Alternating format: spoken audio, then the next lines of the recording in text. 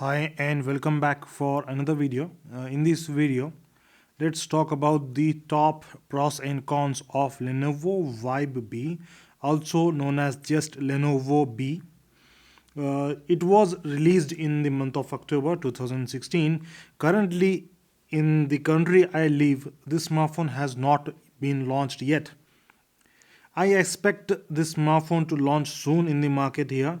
Currently, the Lenovo A2010 is ruling the market at the beginner level. If the expected price is going to be true, then this will be best smartphone to buy at lowest prices. So the positives, that is the cons of the smartphones, are as follows. These are the features that I liked in this smartphone, keeping the price of the smartphone in my mind. The first thing is size. The size of the smartphone is 4.5 inch, and this size is very sweet spot for any low budget Android device. It is more than enough and also pocketable. There should be pocketable smartphones which are 4.5 inch in size. There have been many smartphones that are 5 inches, but the 4.5 inch size has become very rare. But if this smartphone is launched with 4.5 inch size, which it already has been, it is going to be one of the best features on Lenovo B. The OS is Marshmallow on the smartphone.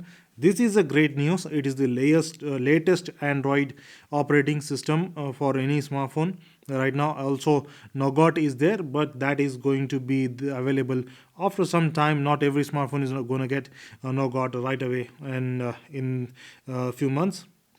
So the third thing in Lenovo Vibe B is that it has 5 megapixel rear camera and 2 megapixel front camera.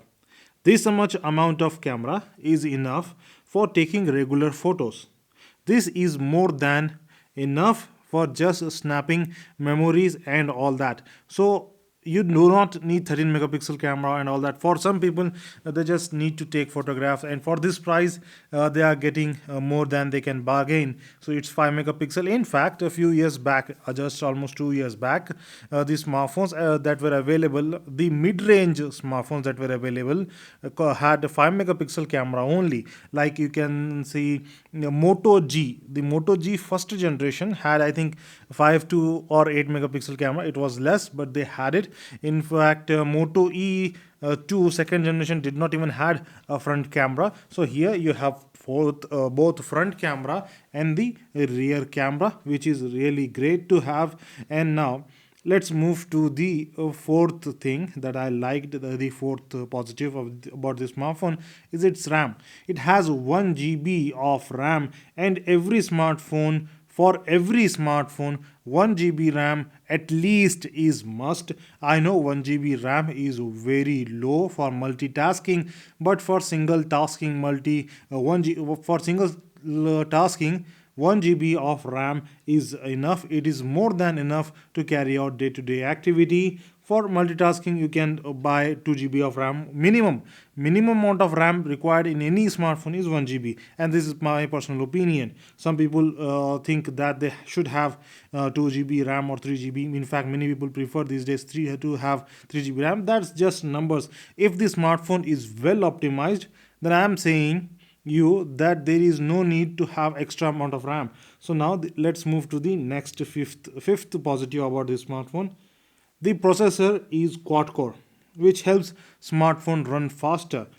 Yes, the processor is 1 GHz quad core Cortex A3. It runs smoothly. It is okay kind of processor and is more than enough for day-to-day activity. For multitasking, of course, this will not run. It's a quad core. It has to be remembered, and the price of the smartphone is very less.